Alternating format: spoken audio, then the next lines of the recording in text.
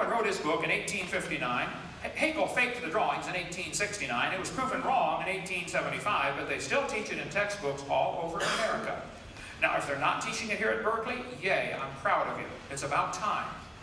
But this is the type of thing I'm talking about. They're using lies to support their theory. I debated Kenneth Miller, who teaches at Brown University, Rhode Island, on the radio. Debated him for 30 minutes. He won't do it again. I said, Dr. Miller, why are you still teaching embryology as evidence for evolution in your textbook? You know that was proven wrong 125 years ago. He said, yes, and we're going to take it out of the next edition. Oh, it's about time. Now, I know it takes a while for textbooks to get up to date, but I think 125 years is long enough. But I checked his 2000 edition, and it was still in there. I don't know if it's in his 2004 edition or not, okay? But here's a 1998 edition still using the embryology as evidence for evolution. This one says, they have common ancestry because of the presence of gills and tails, okay? Here's a 2000 textbook teaching biology is evidence for evolution from fish-like structures, okay? Here's a 2001 junior high textbook saying the similarities provide evidence that these three animals evolved from a common ancestor because of the tiny gill slits. Here's another 2001 Hope biology textbook saying they have gill slits, proof for evolution.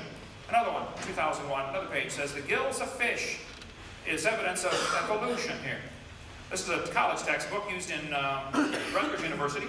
It says, similarly, because humans and fish embryo resemble each other, because humans and fish share a common ancestry. They have tail and gill pouches. Interesting. 2004, this year, Hope biology textbook, says the evolutionary history of organisms is seen in the development of embryos. Folks, this is a lie. Now listen, if you have evidence for evolution, I would like to see it. Honestly. But I'm sick and tired of them teaching lies to support their theory. Where's the real evidence?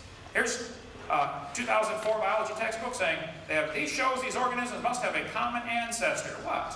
Similar forelimb structure and gills? Evidence from anatomy? Evidence from embryology? Look, if you got evidence, show it to me, okay? But don't lie to me. This textbook says we have a 5 to 6 week human embryo. Then it says by 7 months, the fetus looks from the outside like a tiny normal baby, but it's not. It's not a baby at 7 months. Hello? It's a human at conception. 34% of babies born at 5.5 months will survive. There's a 21-week-old baby in development holding a doctor's finger while he did surgery on the baby before it was born. The angel of the Lord said, behold, thou art with fetus. No, I believe he said you with child. Didn't he? Yeah. Let's see. Scott Peterson is accused of murdering his wife and unborn child. Well, Paula, you hypocrite. You're in favor of abortion, and yet when you want to get Scott Peterson for murder, you say it's an unborn child, don't you? Why do they keep this in the textbooks? That's the only way to justify abortion. There's no other scientific evidence to say, well, it's not a human. It's just a fish or an amphibian or a reptile. Why is it when you destroy an eagle's egg, you get a $10,000 fine? Is that obviously a baby eagle? Oh, no, it's just an egg. It's not an eagle yet. Oh, duh. This textbook says, humans have an appendix that is vestigial. You don't need it anymore. That's a lie. You need your appendix. It's part of your immune system. That's been known for years. The appendix is one of the sites where immune system responses are initiated. Now, if you do have your appendix taken out, you can still live, I understand, okay? But you've got a much better chance of getting quite a few diseases. You can live without both your arms and both your eyes and both your legs and both your ears also. It doesn't prove you don't need them. The arguments for saying, well, you don't need it, therefore it's proof for evolution, that's a stupid argument. Now, come on. Okay? That's losing something, not gaining something. This textbook says, the whale has a vestigial pelvis. Many organisms retain traces of their evolutionary history. For example, the whale retains pelvic and leg bones as useless vestiges. The National Center for Science Education, right here in Berkeley, California. Dr. Jeannie Scott is the president now. Well, she came tonight. She was invited. I want to take him to lunch today. Honestly, I'm a nice guy. We had lunch. It was a good time. Okay, yeah. Andrew Carnegie left a bunch of money behind to start this organization purposely to keep evolution in the schools and keep creationism out. Here's the homepage of the National Center for Science Education. Skip's right back there. He works there. He can verify this. Welcome to the homepage of the National Center for Science Education. We are a nonprofit, tax-exempt membership organization working to defend the teaching of evolution against sectarian attack.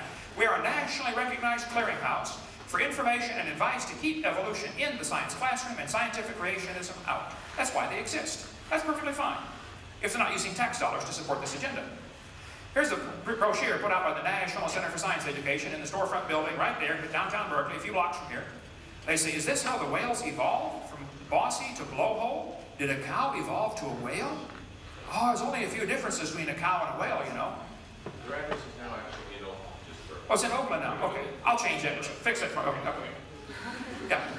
Whales have a vestigial pelvis and leg bone that serve no purpose. They have hind limb bones that have no function. Just imagine whales walking around. It's true. Well, these are the bones they're talking about right there. Just about all large whales have these bones in their abdomen. Just imagine the whale walking around. You know, I have tried to imagine it, and I just can't. Yep, here it is. The whale's pelvis is located far from the vertebra and has no apparent function. The whale's pelvis is evidence of its evolution from four-legged land-dwelling mammals. Folks, this is simply a lie. Those bones in the whale's abdomen are special bones that have special muscles attached to that allow the whales to reproduce. Whales are pretty big, you know. They just simply can't have more baby whales without a little assistance from these special bones and special muscles. Now, anybody that's telling you the whale's pelvis is evidence of evolution is either ignorant of whale anatomy or they're lying trying to support a theory. But it's not true. That page should be torn from the book. They say, these structures are considered vestigial. Yes. For example, hind limbs of whales are vestigial structures. This is a 2004 textbook. This author is ignorant of whale anatomy or lying to you. Probably just ignorant. Ignorance I can understand, okay? But fix it. There are no vestigial structures, and if there were, that's the opposite of evolution. That's the opposite of evolution. We can talk a long time about whales if you like. Bring that up during Q&A time. We'll talk about all that. You name your whale. I'm ready for it, okay? There's no evidence. And again, the fossil evidence wouldn't count at all. Okay, we got stuff on all of them. I have a 15.5-foot python snake skin in my museum. If you look down at the south end of that snake, you will see it has two little claws attached to two little tiny bones going up inside the snake's body. The textbook says, boys and girls, these are rudimentary hind legs of a python snake. Reduced hind legs. There we go. This is simply a lie, okay? Those little claws are used in mating. The snake doesn't have any udders, okay? And he can't talk and say, scoot over, honey. This has nothing whatsoever to do with evolution. This, again, somebody's ignorant of snake anatomy or they're lying to you, trying to get you to believe a theory. Now, if you've got evidence for evolution, show me. But quit lying about this stuff, okay? This one says, humans have a tailbone that is of no apparent use. This is vestigial tailbone in humans. Vestigial structures can be viewed as evidence for evolution. Organisms having vestigial structures probably share a common ancestry. This is a lie.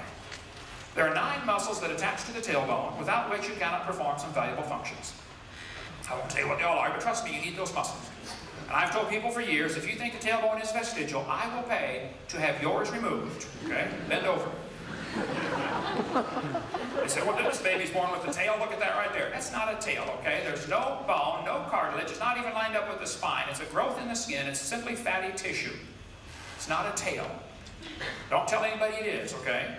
This guy says the coccyx is a small bone at the end of the human vertebral column. It has no present function, and it's thought to be the remainder of bones that once occupied the tail of a long tail of a tree-living ancestor. This is simply a lie, folks. A tail would be very handy to have, right? Now, if there's evidence for evolution, I honestly would like to see it. I've been offering $250,000 for evidence for evolution. Now, people will pick on the creation theory and say, well, how can you get those animals on the ark and blah, blah, blah. You can pick all you want. But listen, I'm not asking for the creation theory to be taught at taxpayers' expense. They are asking for their